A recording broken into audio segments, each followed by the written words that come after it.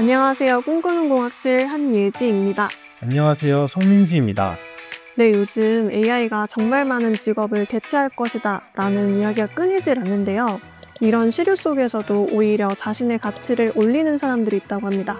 바로 AI를 이해하고 AI를 활용해서 비즈니스를 만들어가는 사람들인데요. 오늘은 그 이야기를 세 분의 교수님을 모시고 나눠보도록 하겠습니다.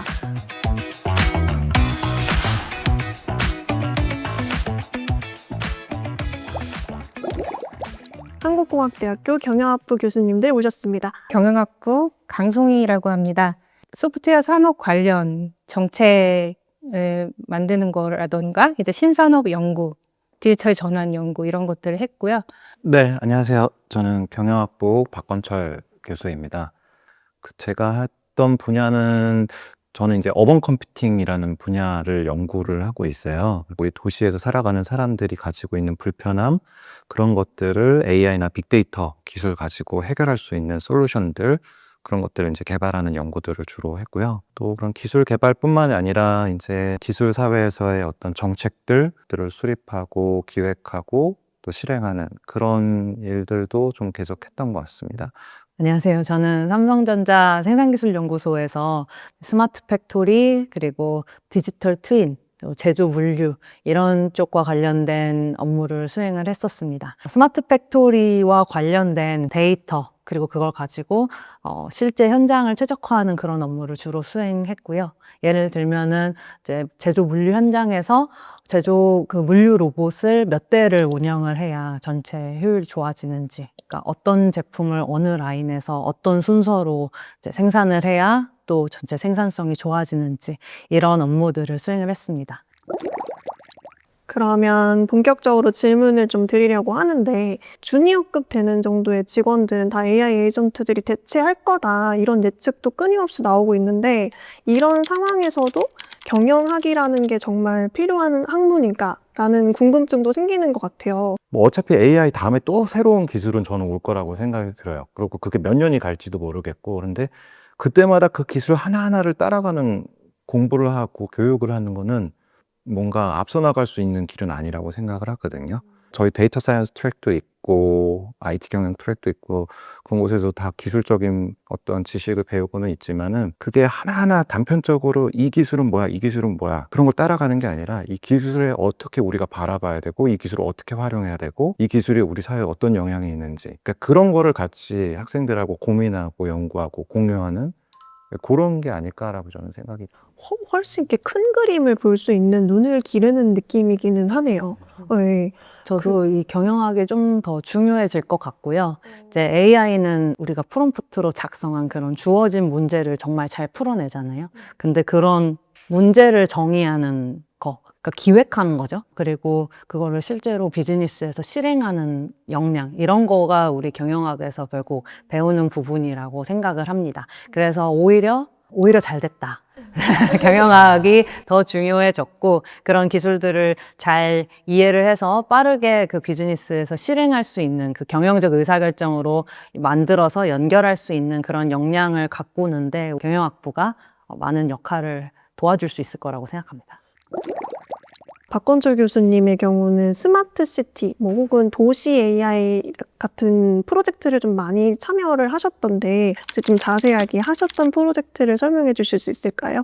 뭐 빅데이터, AI, 또 다른 기술들이 될 수도 있어요. 그런 기술들을 적용을 해가지고 어떤 문제들을 해결하거나 시민 생활을 조금 편리하게 하거나 이런 것들을 연구하는 실용적인 학문이 스마트 시티, 뭐 도시 AI, 뭐 어반 컴퓨팅이라는 학문이고요. 제가 이렇게 세보니까는 10년 동안 34개 프로젝트를 제가 PM을 해서 했더라고요. 그러니까 그때 조금 뭐 도시에서 좀 안타까운 사고들이 나가지고 사회적으로 이슈가 됐던 상황들이 좀 있었거든요. 그런 것들을 좀 빠르게 대응하기 위해서 했던 프로젝트들이 있었는데 서울의 그 송파구에서 되게 크게 싱크홀이 났던 적이 있었어요. 그 다양한 요인들이 있었는데 그 중에 하나가 좀 제시됐던 게 이제 노후한 하수관 때문이다라는 것들이 좀 제시가 됐었고, 그거를 좀 어떻게 효율적으로 관리할 수 있겠냐라는 질문에서 좀 시작했던 프로젝트인데, 조그만 자동차가 있어요. 카메라 달린 자동차 넣어가지고 이렇게 촬영 쫙 하는데 1년 내내에도 서울시의 모든 하수구를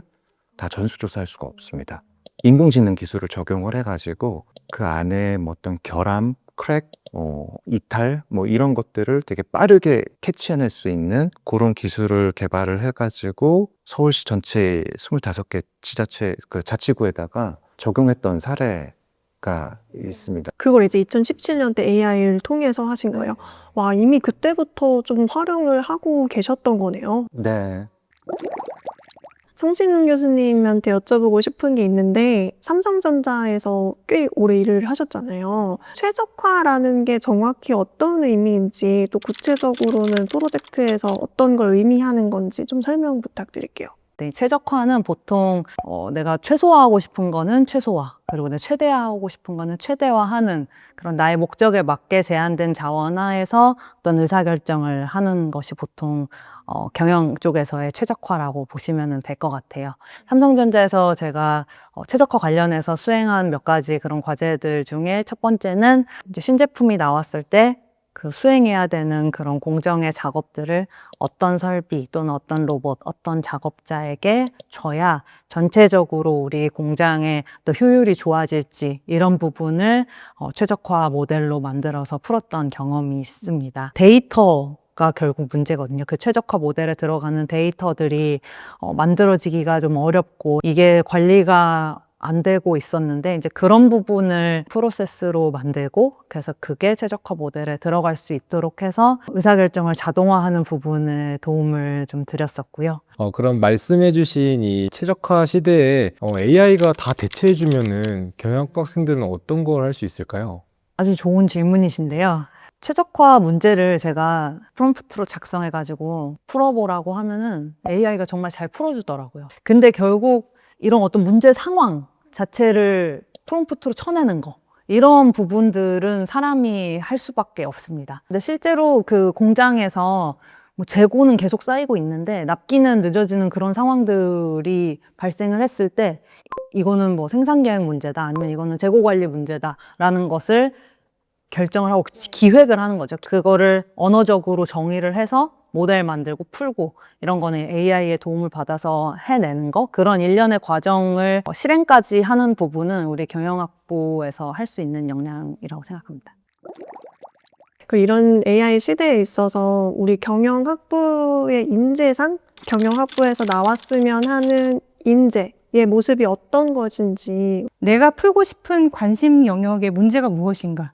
이거를 이제 질문을 어떻게 할 것인가가 중요하다고 생각해요. 문제를 명확하게 정의를 하고 이 문제의 유형을 파악해서 필요한 기술들을 그 효율적으로 매칭해가지고 내가 원하는 답을 끌어낼 수 있는 그런 역량을 되게 중요하다고 생각하고요. 그런 것들을 위해서 다양한 역량이 필요하고 그런 역량들을 저는 이제 기획하고 이제 아키텍처를 만드는 그런 쪽으로 해서 이제 시스템적인 사고라든지 이런 거랑 연결을 하고 있어요. 기획하는 역량, 문제 정의하는 역량, 질문하는 역량. 박건철 교수님은 어떻게 생각하세요? 교수님이 다 말씀해 주셔가지고 조금만 덧붙이면은 AI 시대에 살아남을 수 있는 인간이 돼야 되는데 그게 뭐냐라고 했을 때 좀 더 인간다워지는 것밖에 없다고 저는 생각을 들어요. 오히려. 네. 그러면 좀 더 인간다워질 수 있는 게 뭘까 생각해봤을 때 저는 철학적 사고라고 생각을 하는데 교수님 말씀하신 거하고 똑같아요. 애들이 왜라는 질문을 좀 할 수 있으면 좋겠다라는 생각을 합니다. 그러니까 왜? 이게 왜 필요할까? 왜? 뭐가 문제지? 그러니까 AI가 나오면서 너무 생각이 단순화되고 단편화되고 피상화되고 이런 걸 많이 느끼거든요. 하나도 그냥 넘어가지 않는 수 있는 그런 게 하나 필요하다라고 생각을 하고요. 두 번째는 기계하고 다르게 사회성이 있잖아요, 인간은. 평생 AI랑만 같이 살 거 아니잖아요. 아이들이 서로 다른 사람들과 어떻게 살아갈 수 있을지, 어떻게 대화해야 될지, 자기하고 다른 생각에 있어서 어떻게 의견을 공유하고 그걸 어떻게 조율해 나갈 건지, 이런 게 좀 필요하다라고 생각하고. 진짜 다 저도 이제 공감하는 이야기들입니다. 거기에 이제 추가로 어떤 현장 문제를 덤비는 그런 능력이랄까요? 이제 적극적으로 교수님도 그 하수구에 들어가셨잖아요. 그런 것처럼 호랑이를 잡으려면 호랑이 불에 들어가야 된다라고 말씀을 하시는데 실제로 보고 듣고 느끼고 냄새도 맡고 그런 것들을 좀 하면은 좋겠고요. 그런 태도가 사실 제일 중요하다고 생각합니다. 학부 졸업하고 바로 현장에 내가 가고 싶다라고 하면은 그런 태도가 있는 학생을 저는 뽑고 싶을 것 같거든요. 그리고 이제 제가 회사에 있었을 때 느낀 게 내가 컴퓨터 앞에서 계속 고민하는 것보다 정말 현장 그 담당자분께 전화 한 통으로 해결되는 것들도 되게 많이 있거든요. 그런 사회성 소통하는 능력, 그리고 그 현장에 가서 덤비는 그런 능력이 을 가지는 그런 인재가 우리 경영학부에서 나오면 좋겠습니다. 네, 꿈꾸는 공학실 경영학부 1부는 여기까지고요. 2부에서 뵙도록 하겠습니다.